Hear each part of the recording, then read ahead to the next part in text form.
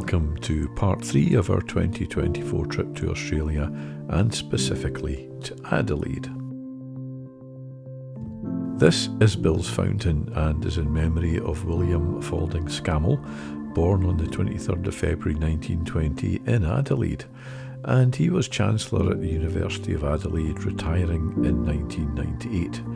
The inscription on the fountain honours his effervescent wit and wisdom, and the fountain was commissioned on his death in 2001.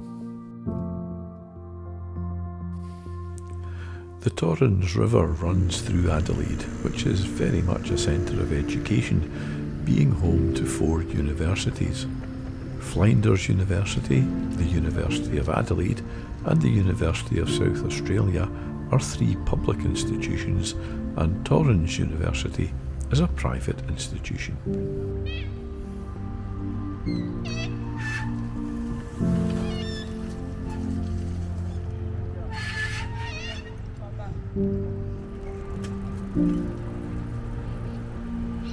The Torrens has beautiful parkland on both banks and pleasant riverside walks.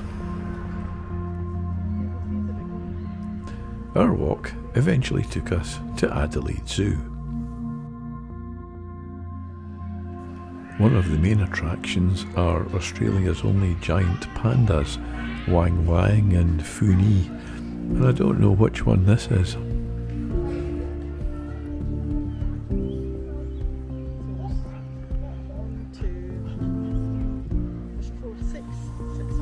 It was good to see these meerkats taking a break from their advertising work. These two seem to be comparing the sky rather than the market.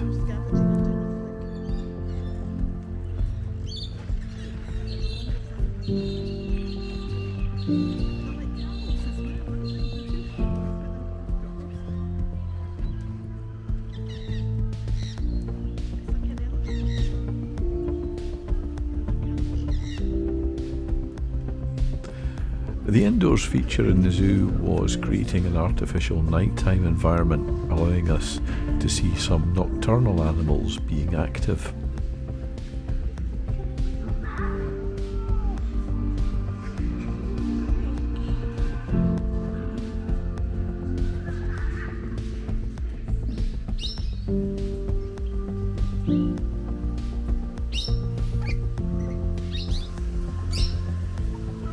The birds are certainly colourful and noisy, with the exception of this rather regal peacock.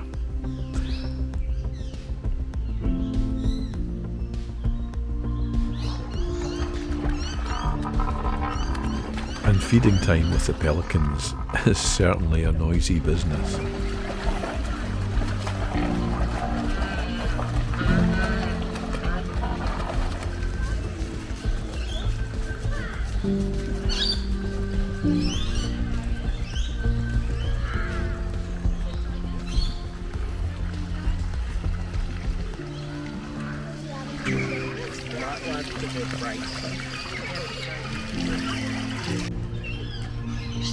We felt quite privileged to see this cassowary, which is an endangered species.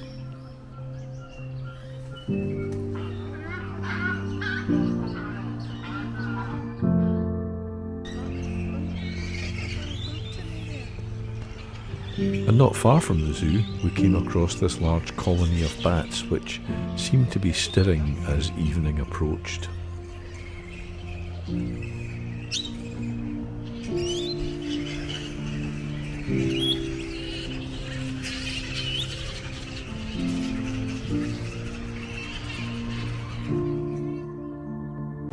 This is the majestic roof garden hotel where we stayed while in Adelaide. As the name suggests, there is a rooftop garden with a great nighttime view over the city. We found Adelaide at night to be quaintly picturesque, friendly and with an abundance of restaurants. And this seemed to be the place to go for a solid meal. And there was also street art to enjoy, some of it with a nice touch of humour. And that leads us nicely to the Art Gallery of South Australia. which was hosting an exhibition of nature photography. Something I really couldn't miss.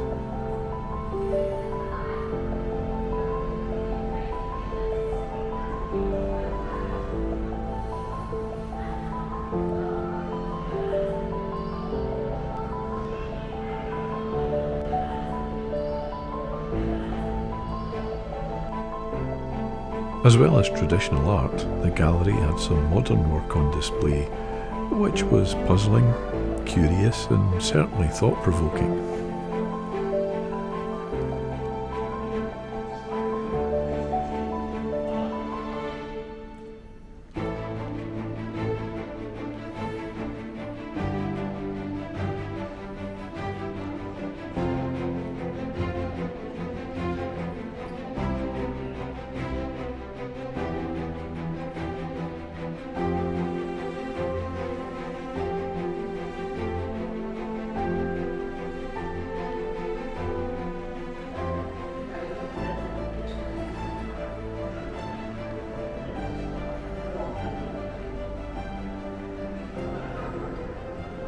We took the train from Adelaide railway station to Port Adelaide for the main reason for our trip to Australia, and that was to visit the SV Carrick, where we held our wedding reception 40 years earlier.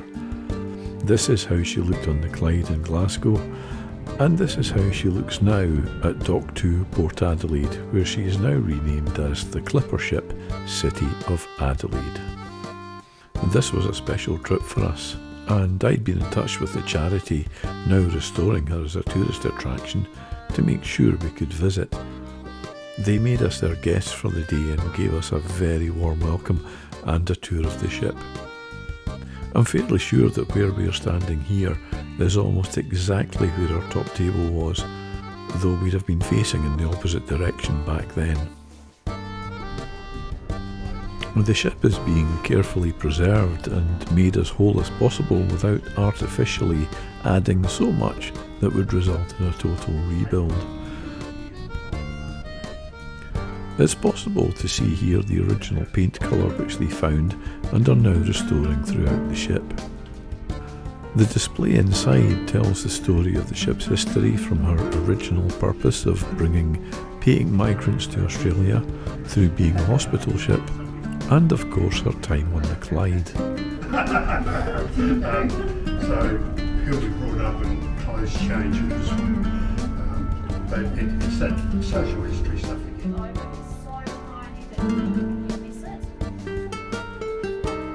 As we get below decks, it's clear to see the damage from the 3 sinkings that she's endured and how much support is actually in place now to maintain the integrity of the hull.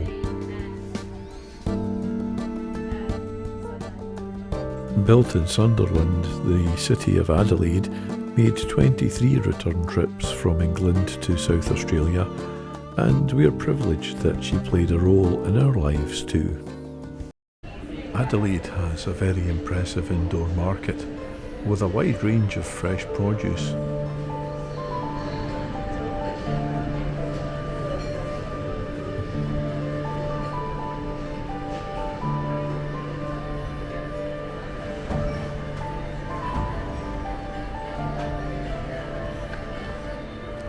I was particularly impressed by the amazing range of coffee beans.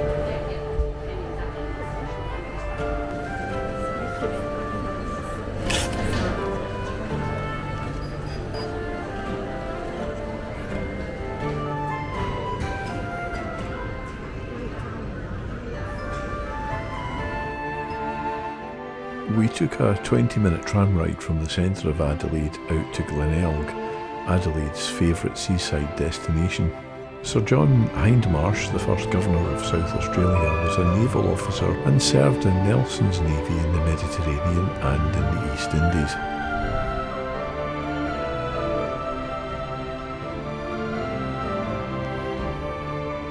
Glenelg is renowned for its wide beach, its rich heritage, charming hotels, bustling shops and popular cafes.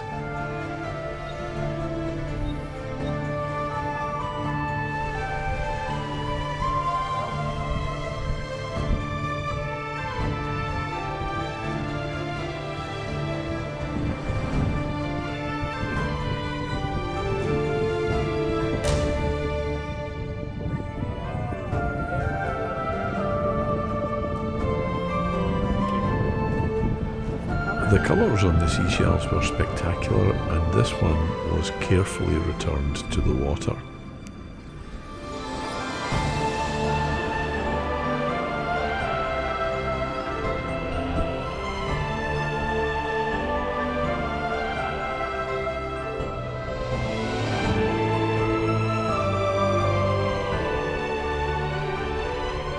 And the architecture here, like other Australian cities, features a blend of the modern and historic.